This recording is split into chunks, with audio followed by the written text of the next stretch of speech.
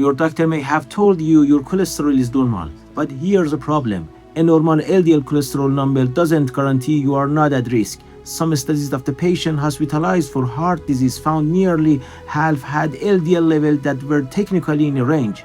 This year, the American Heart Association completely changed how doctors look at the cholesterol, and new test called LPA is now recommended for every adult.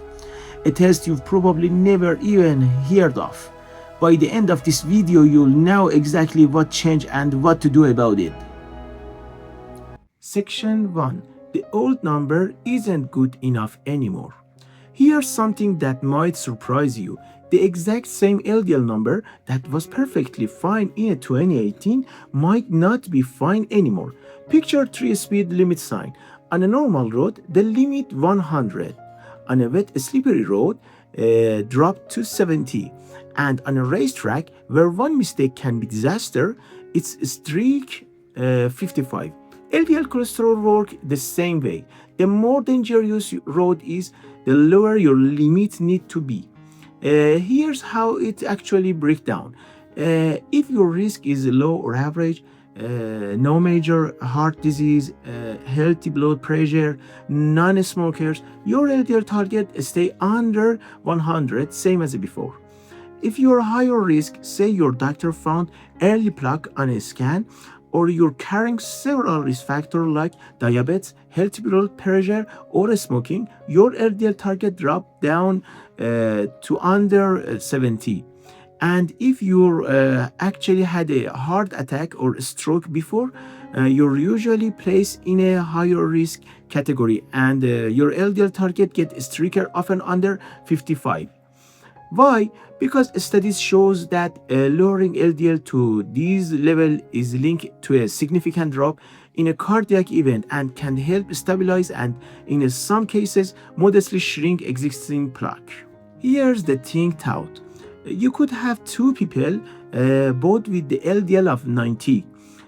One might be doing perfectly fine. The other might need much more aggressive treatment. Same number, completely different situation. Because it's not just about the number, it's about your overall risk. Section 2. Why did this change happen? Here's a fact that might surprise you. Doctors also changed how they calculate your heart attack risk. The new year told factor in a kidney function too, since when kidney aren't working well, blood pressure tends to rise, and that put direct strain on your heart arteries. One number that surprised people, triglyceride. Most people assume it's about direct fat, but it's actually driven mostly by sugar and alcohol. But out of everything in this update, there is one thing that changed the whole picture, a test that almost nobody used to check, that even lots of doctors never order it. Let's get into. Section 3. LPA, the test almost nobody was checking. LPA is a different type of the lipoprotein, a cholesterol-carrying particle in your blood. Unlike regular LDL, which diet and exercise can influence, LPA is almost entirely genetic. You could have the healthiest diet in the world, exercise every day, keep an ideal weight, and still have a high LPA because it's inherited from your parents, not shaped by your lifestyle. For a long time, it wasn't part of the routine test, partly because there was no dedicated drug to lower it. But that's changing. Knowing your LPL level help you and your doctor better assess your overall risk and manage other factors more aggressively. And several new drugs are now in the clinical trials. That's usually why the new guideline recommended every adult get tested for LPA at least once in their lifetime, because this number usually stays stable throughout the life. You don't need to repeat it.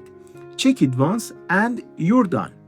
If it's elevated, close family members are advised to get tested too, since it's usually shared within a family. If you want the full breakout of LPA, I've already made a separated video on it. Section 4. the scan that can change the decision. That's exactly why the coronary calcium scan matters. It's a quick, painless CT scan that shows whatever calcified plaque is already presented in your arteries. Thought it's worth knowing it's only detect the calcified kind, not every type of the plaque. This test isn't for everyone. It's mainly for people whose risk is unclear, sitting somewhere between low and high, where the doctor isn't sure whatever medication is actually needed.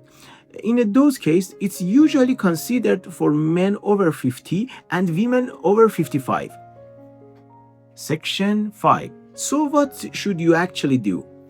So does this mean everyone needs to start popping statin? Not exactly. Steroid targets don't mean everyone suddenly need medication. The treatment decision is based on your overall risk factor: age, family history, blood pressure, diabetes, smoking, and for some people, LPA and calcium score too.